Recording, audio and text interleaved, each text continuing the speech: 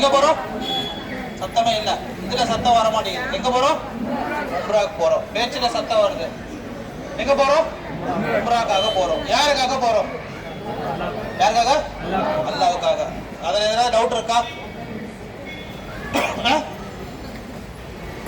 தூக்கத்துல இருப்போம், நம்ம கொஞ்சம் அசதியா இருப்போம் தெரியும் எனக்கு. கொஞ்சம் சுறுசுறுப்பா இருங்க. அல்லாஹ்வோட இறையிலத்துக்கு போறோம். 2 வாரம் தள்ளி போயிட்டு இந்த வாரம் போறோம்.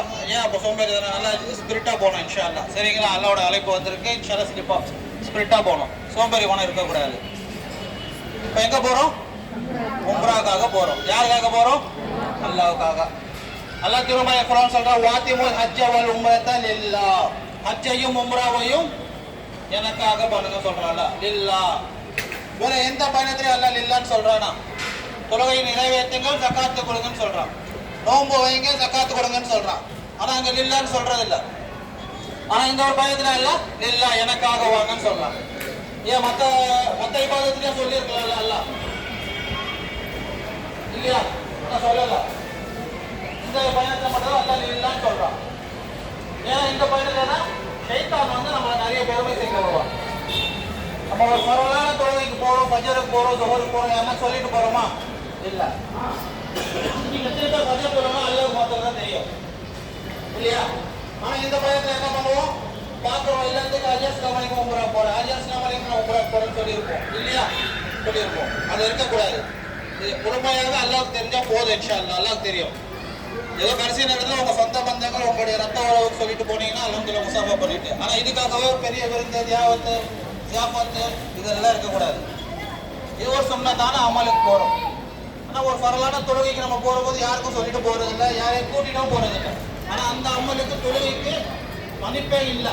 தொழுகைக்கு எக்காரத்தை கொண்டு கூட்டிட்டு தான் போறோம், இழுத்துட்டு போறோம். ஆனா நம்ம பசங்க வந்து தூங்கிட்டு இருப்பாங்க, ஃபஜ்ர் நம்ம மிஸ் பண்ணிடுவோம், இல்லையா? நைட் ஷிஃப்ட் முடிச்சுட்டு வருவாங்க, வேற அசதியில இருப்பாங்க, தூங்கட்டுன்னு விட்டுருவோம். ஆனா இந்த பயணத்துல எல்லாத்துக்கும் பக்கத்துல ஊர்ல எல்லாம் தெரியாதவங்க தெரிஞ்சவங்க எல்லாத்தையும் சொல்லுவோம். அது இருக்கக்கூடாது. முழுமையாக இஹ்லாஸாக அல்லாஹ்வுக்கு தெரிஞ்ச போதும். இன்ஷா அல்லாஹ் நம்ம ஒரு வக்து ஜமாத்தோட தொழுகணும். இங்க நன்மை நம்ம மண்ணில் நம்ம பள்ளியில ஒரு வக்து ஜமாத்தோட தொழுகணும். எத்தனை நன்மை? 27 नंबर 20% नेकियां। एक वक्त जमात के साथ पढ़ेंगे तो कितने नेकी? 20% नेकी। और वक्त जमात और नमें तोलोगना 27 नन्मैला. तो हरम शरीफ ला போய் தொழுனா எவ்வளவு நன்மை? எத்தனை லட்சம்? 1 லட்சம் நன்மை. நம்மளுடைய முழு ஆயுசு நீங்க ஏதோ 50 வயசு 60 வயசு தொழுனாலோ அந்த ஒரு வக்துக்கு ஈடு செய்ய முடியுமா தெரியாது. அப்ப ஒரு நாளுக்கு எத்தனை லட்சம் நன்மை? எத்தனை லட்சம்? 5 லட்சம் நன்மை. சொல்றோம் 5 லட்சம் நன்மை. ஏன்னா உங்க கூடவே ஒருத்தர் நண்பன் இருக்கான். யாரு? ஷைத்தானை நண்பன் ஆக்கி வச்சிருக்கோம் நம்ம. ஏன்னா அவனுக்கு டிக்கெட் கிடையாது, பாஸ்போர்ட் கிடையாது, போர்டிங் கிடையாது, இமிகிரேஷன் கிடையாது, எதுவுமே கிடையாது. உங்களுடைய ஃப்ரீயா பயணிக்கிறான். 24 மணி நேரம் உங்க கூட இருக்கிறான். அப்போ அவன் சும்மா விட்டுருவானா? அவங்களா எல்லா தடங்களும் பண்ணுவான். ஹரமுக்கு போறதுக்கு நான் எல்லா தடங்களும் பண்ணுவான்.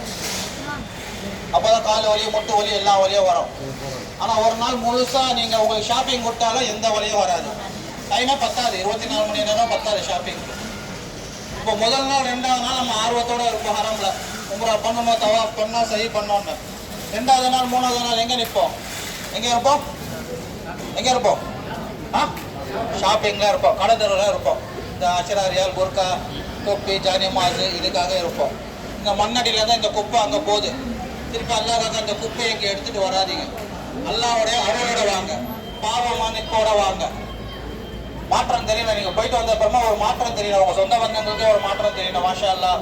உம்ரா போறதுக்கு முன்னாடி டிவி, சீரியல் இதுல தான் முழுங்கி இருந்தாங்க. உம்ரா போயிட்டு வந்த அப்புறமா தொழுகை, இபாதத், ஸிக்ர், குர்ஆன் இதுல தான் இருக்காங்கன்னு தெரிஞ்சவனே அப்போ உம்ரா போனா இந்த மாற்றம் தெரியுமான்னு சொல்லிட்டு அவங்கள பார்த்து உம்ரா போனா அந்த நன்மையும் உங்களுக்கு கிடைக்கும்.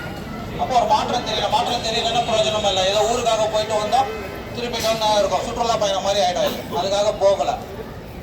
இது முழுமையாக இபாதத்தா ரீதியா போகணும். ஆனா நல்லா சோதிப்பான் இந்த பயணத்துல உங்களுக்கு.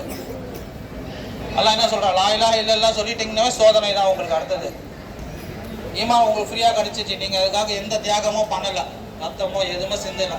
ஃப்ரீயா எப்படி தாத்தா வாப்பால சொத்து சேர்த்து வச்சு அந்த பசங்களுக்கு அந்த அருமை தெரியாது இல்லைல்ல, அந்த மாதிரி நமக்கு லா இலாஹ இல்லல்லாஹ் முஹம்மது ரசூலுல்லாஹ் ஃப்ரீயா கிடைச்சிச்சு உம்மத்துக்கு. அதுக்காக நம்ம எந்த தியாகமும் பண்ணலை. அப்போ அதோட அருமை நமக்கு தெரியல. அதனால இப்போ போகிறோம், அந்த மண்ணுக்கு போகிறோம், அந்த அருமை தெரிஞ்சுட்டு நம்ம திரும்பணும் இன்ஷா அல்லாஹ். அப்போ நீங்க அரபுல போய் தொழுகிறதுக்காக தான் போறீங்க. பாஜமாட்டா 5 வக்து தொழுகையும் அரபுல தான் போய் தொழுகணும். இந்த பக்கத்துல இருக்க பள்ளியில தொழுகிறதுக்காக போகல. பக்கத்துல பள்ளியில தொழுந்தீங்கன்னா உங்களுடைய தொழுகை நிறைவேற்ற முடியும், பரவாயில்ல தொழுகை புரிஞ்சிடும். ஆனா அந்த உழைச்ச நன்மை கிடைக்குமான்னு கேள்விக்குறி.